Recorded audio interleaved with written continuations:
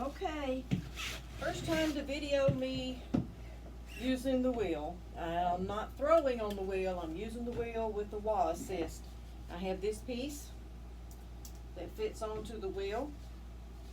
Match the slots and holes up. I have the insert that goes on it. It's got a little metal pin in it. I will, of course, clean my wheel. Alright, get the dust off of it. Now I'm using the brand new GR Pottery Form templates. So I'm going to place this. It also has a hole in it to go over the pin. Place it down firmly. Let me get a towel to dry with. Dry my hands off. Lay it across my lap.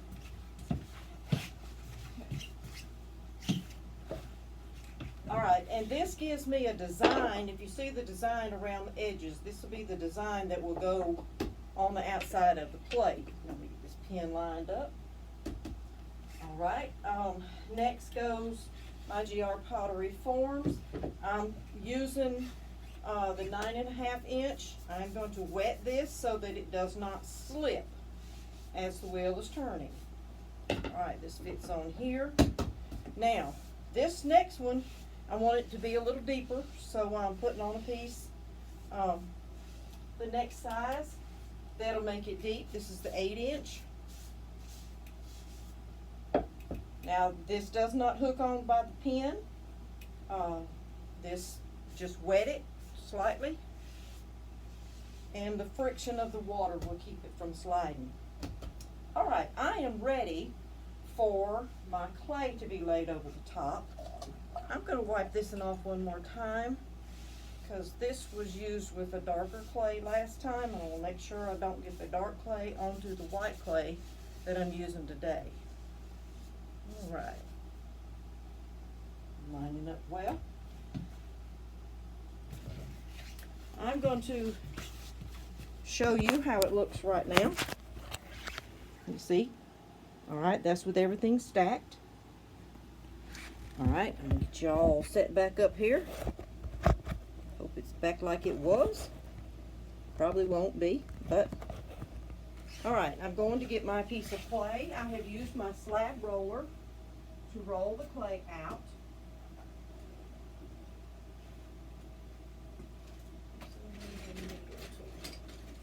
I'm still here. I haven't left you. Alright. Here's my clay.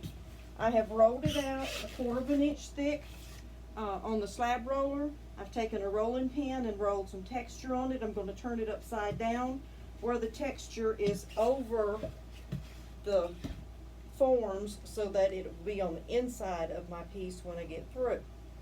Alright, carefully laying this over, pressing down carefully so that my forms do not shift or move.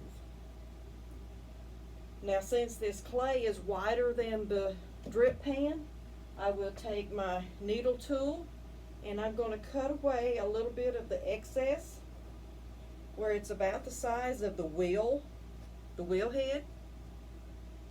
Remove the rest of the pieces. I'll lay them carefully over here because I will, anything that's big enough to make a trinket dish or something, I'll use that for. Anything left over, I'll wedge back up, moisturize it a little bit, and get it wedged and re-roll it and make something else out of it. Alright, so I'm going to turn the wheel on slowly. I'm using a red silicone rib. This one is number 1. This one is a 0. I'll be using both of those to smooth this out. Turn the wheel on slowly. And just lightly. I don't want to push a lot of pressure because if I do, I'm going to smooth out the texture that I've taken time to put on the underside. So I'm just trying to get this clay conformed to the molds. Pressing lightly out and down the sides and even around the edge. Now I'm going to take my large red rib and I'm going to put it on the bottom to smooth it. I'm going to make sure it's got a good smooth bottom and that it's compressed so that I don't have any cracking in the bottom. This clay is a standard brand Standard 240 is the name. It's a white clay. It does not have grog, but I do use it for baking dishes. I have baked casseroles and pies and dump cakes or whatever. I'm just, like I said, I'm smoothing it out. You don't want to overdo it. You want to just make sure that it's smooth. I'm wetting this little rib dry off a little bit. This is my tiny one. This is the 0. Again, I'm smoothing all the way to the edge at the top. Lifting up. I don't want to push down around the edge because it'll round it off. I want to get a good distinct edge because I am going to attach a foot to this one. Alright? Nice and smooth. Alright. Now, this is a serrated rib. I don't know if you can tell, but it's got little sharp edges on it while my wheel is turning. I don't know if you can tell it's turning or not but it is. Just going to put a little bit of scoring here around the outside edge. This is where I'm going to put the foot. Alright.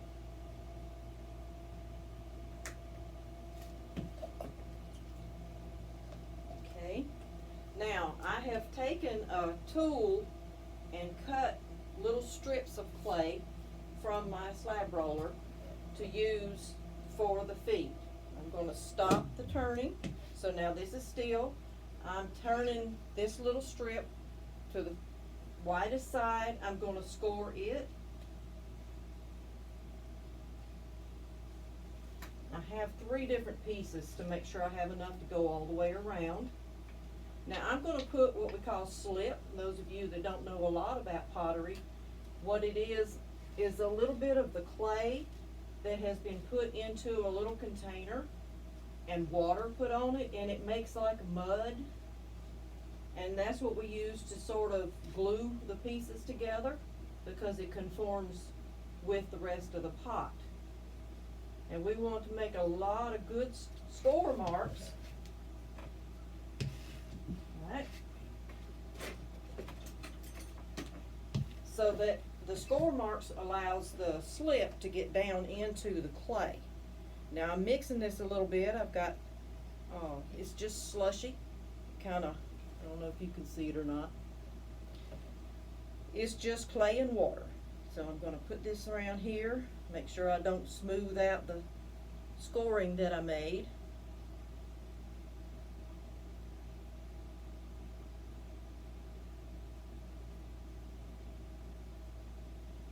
Alright, got a good coat of the slip there. Now I'm going to put the slip on these little strips that will be the feet.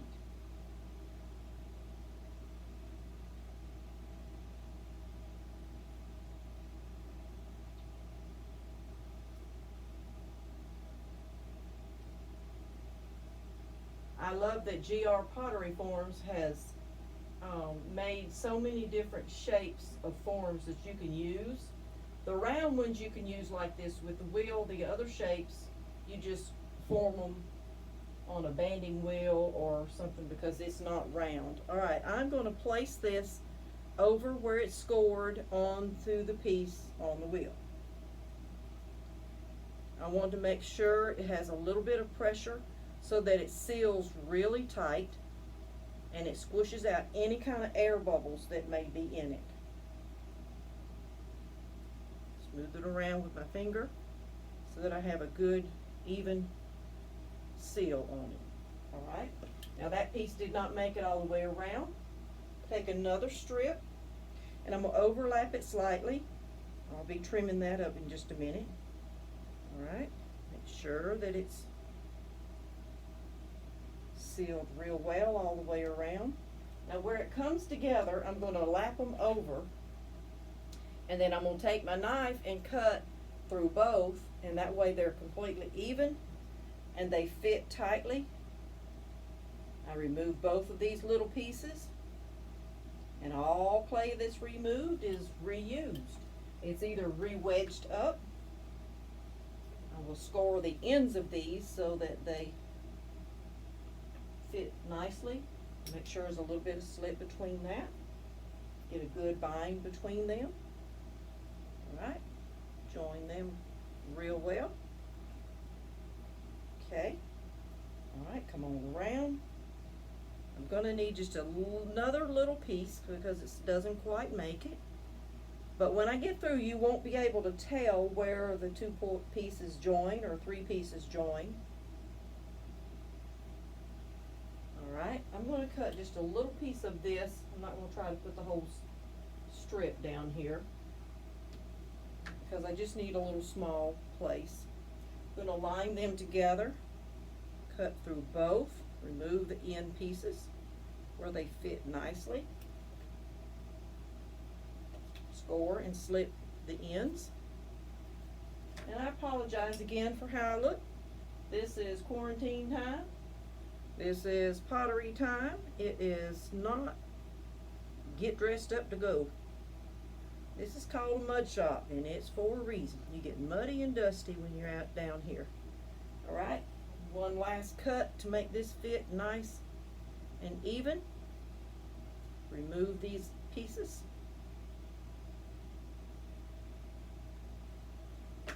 Score and slip where they join. Just like gluing pieces together. That's all we're doing. We want to make sure that we press them together real well. Smooth it over nicely.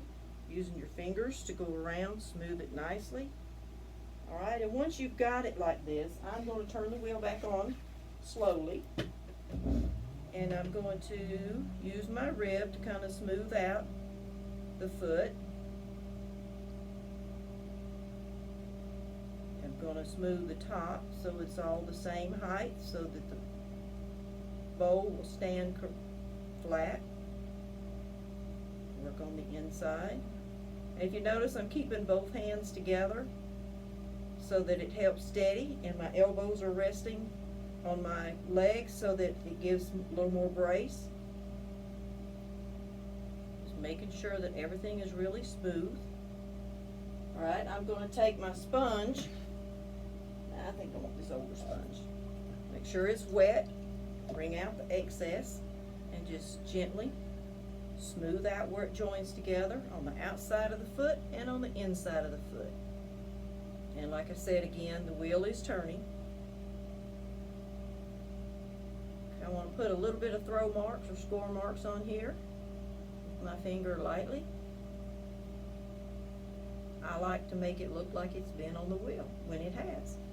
Alright, so now the bowl part is done. We've got the bottom really nice. Now we're looking at the edge. Now remember, we put the template form on first before we put our GR pottery forms on there. I'm going to take a needle tool, and it's called a needle tool because it's just a needle, okay?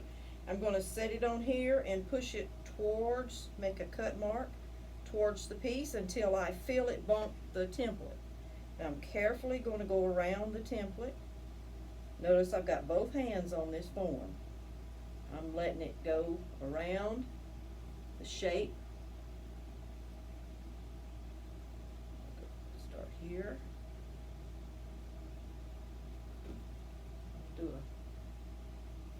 Take a cut mark and remove this piece.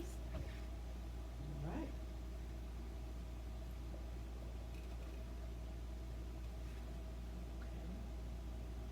I'm doing it more by feel than by sight, because I want to hold the needle tool firmly against the form. Okay, remove this. Use this piece later. Go back through and make sure that I have it trimmed well.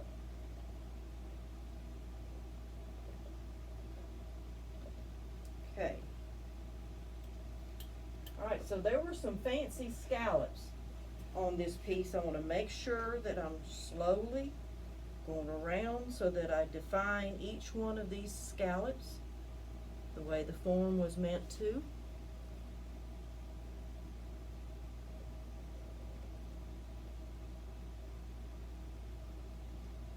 Okay. And carefully pick up all all my little scrap pieces. These little tiny pieces here will go into my slip jar. They'll kind of melt down in the water. Right, I'm going to take my sponge again, squeeze out all the excess water. I will turn my wheel on slowly. I'm going to gently smooth out the edges so there are no sharp edges. You're just kind of softening them a little bit. You can use your finger that's wet with the water and just smooth out around the edge.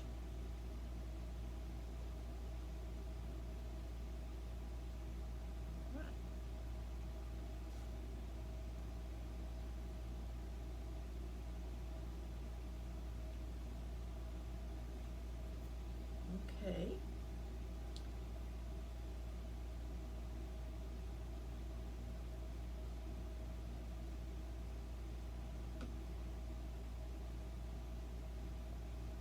You have a very nice defined edge now of the bowl.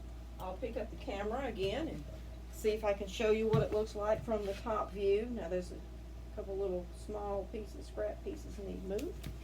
All right, here we go. Let's see if I can show you what it looks like. You can see the outside defined edges. Okay. Now, to remove it from the form, we lift up the whole thing. If you remember, it has this little hole in it here. This little piece stayed on here. I'm going to gently push up. If you see, it released that. Now this is setting on that form. Remember, we're going to leave that on here until the clay stiffens a little bit. We've put a little bit of water on it. And once it has stiffened, we'll put a board on the bottom and flip it over and remove all these forms from it and then let it dry. So this is about all we can do with it right now. I will set it on a board to let it dry. Here's a flat board. Set it just like it is and let it set probably 4 or 5 hours, and then I'll flip it over and take the forms off of it, and once it dries it will be a bowl. Now I'll show you one that I made recently using the same process.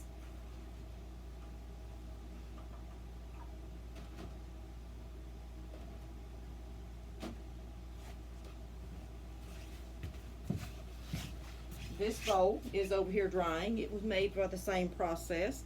I put my texture in it, laid the clay over the forms, and made it. I let it dry completely, took the forms out, and it is actually almost ready for the bisque fire. So that's the way this one will do. This one will be about the same size as this, just a different scallop on the outside edge, just a little bit different. Okay, well, like I said, thank you for joining me, my first video. It's the first time I've videoed anything while I'm working on it, so I hope you enjoyed. Thank you for visiting Dianna's Mud Shop.